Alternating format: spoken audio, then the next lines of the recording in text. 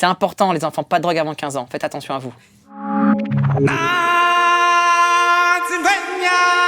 Donc c'est le roi lion. Ça commence par un accouchement. Alors c'est pas un accouchement celui-là comme tous les autres accouchements comme ceux que nous on connaît. Non, là c'est l'accouchement du fils de Mufasa. Mufasa c'est le patron de la jungle, c'est le boss, c'est le roi. Donc forcément l'accouchement il est... Déjà en vrai il s'appelle pas Mufasa, il s'appelle Mustapha. Parce qu'il veut réussir dans le monde de l'entreprise. Donc dès qu'il est arrivé dans l'entreprise de la jungle, il a décidé de changer de nom pour être plus créatif. Donc à l'accouchement il y a Mufasa, mais il y a son second, Zazu. Zazu le DRH. Zazu.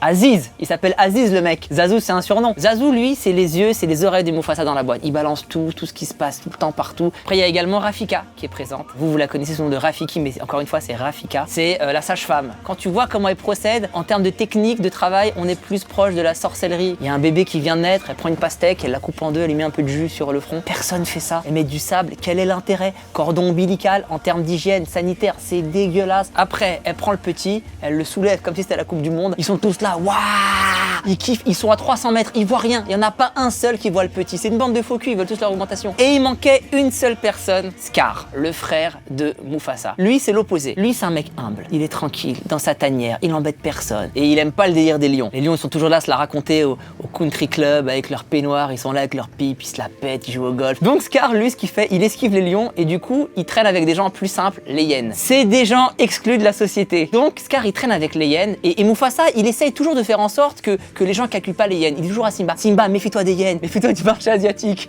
méfie-toi des hyènes. Le temps passe, Simba grandit et arrive le jour où Mufasa prépare sa succession. Donc il lui fait visiter un peu tout le royaume, toute la boîte. Il y a seulement une pièce qu'il veut pas lui montrer, c'est le cimetière des éléphants. En fait, c'est un nom, on parle de la salle de pause. Mais il veut pas lui montrer la salle de pause parce qu'il veut pas que Simba devienne feignant. Il veut qu'il bosse tout le temps en rentabilité, etc. Et Simba, c'est un gosse de riche. C'est le petit prince, donc il veut tout connaître. Donc dès que quelqu'un dit non, il aime pas, il veut comprendre. Donc Simba, il cherche à trouver la salle de pause, il cherche à y aller. Et qu'est-ce qui finit par arriver? Il la trouve. Et il traîne toujours avec sa petite copine Nala. C'est pas sa meuf. Mais Simba, il est intéressé. Normal. Et c'est un petit peu un bouffon quand il est avec elle. Sur la route, il veut un peu l'impressionner. Il lui dit voilà, là, on va trouver le cimetière. Mais en tout cas, moi, je voudrais déjà être roi. Il montre qu'il va être roi. Et elle aime pas Nala parce que elle vient de banlieue. C'est une petite meuf qui est pas pistonnée. Elle est arrivée par la petite porte. Et elle s'est battue et de stage en stage, de café en café. Et donc, ça la saoule quand lui, il est là, je voudrais être roi. Et il s'en rend pas compte, Simba. Ils arrivent au cimetière des éléphants et ils tombent sur quoi? Sur les 3 hyènes. Elles sont en train de rire, c'est jovial, c'est amusant. Et là, Simba découvre le monde de la salle de pause.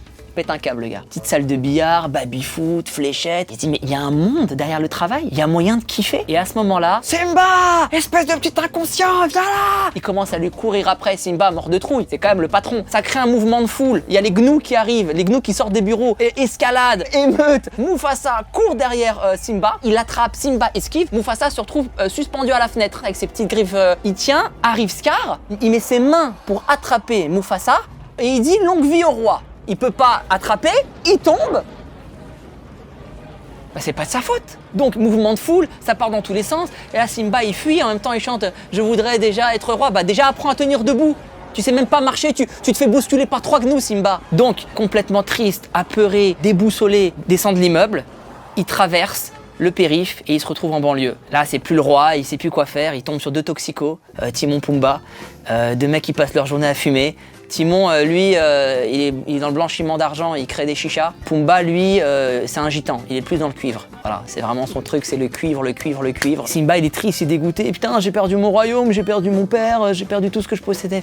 Tranquille, mec, tranquille, nique sa mère. Hakuna Matata, ça veut dire nique sa mère. Mais n'importe quoi, si. Écoute, il y a même un dérivé, Kunya Mamao. Ça ressemble un peu. Profite de la vie, kiffe avec nous. Tiens, fume ça, ça défonce. Ils commencent à fumer, à rien faire de la journée. Et un jour, ils sont tellement défoncés, ils voient le père de Simba dans le ciel. Mufasa lui parle. Simba, j'ai tellement honte de toi. Qu'est-ce que tu fais avec ces 2 ploucs, ces 2 losers? Putain, ils nous parlent. Ils sont comme des oufs. Parce que la drogue, ça a cet inconvénient-là. Ça te fait voir des choses qui n'existent pas. Message préventif. Et un jour, Nala retombe sur eux. Et Nala lui dit, mais attends, mais toi, tu devais être le roi, qu'est-ce qui s'est passé dans ta vie, etc. Et Nala comprend vite que si Simba devient le roi, elle devient la reine.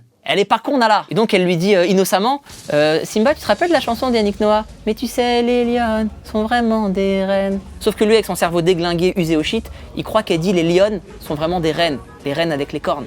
Donc Nala, elle lui apprend que Scar, il est en train de flinguer le royaume. On est sur du licenciement, délocalisation. Donc Simba, vénère, retourne, il traverse le périph', il arrive dans la boîte, il monte au dernier étage, il retourne dans son bureau et il voit Scar en train de travailler dans son bureau tranquillement et il voit qu'au niveau des mains, il reconnaît des doigts. Il se dit Scar, il aurait pu sauver mon père. Il s'est foutu de ma gueule, il saute sur Scar, il lui rentre dedans, ils se battent tous les deux. Simba gagne, parce que Scar est quand même pacifiste. Il pratique l'art du je tends l'autre joue. Il récupère son royaume.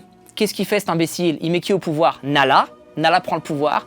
Scar, où est-ce qu'il va? En prison. Timon et Pumba, ils continuent de fumer tranquille, d'être heureux. Rafika, elle a quitté le royaume. Elle est dans un business d'implant capillaire en Turquie. Simba, il kiffe la vie. Tout simplement, il kiffe. Et puis, il est dans des clips de PNL. Sa nouvelle vie.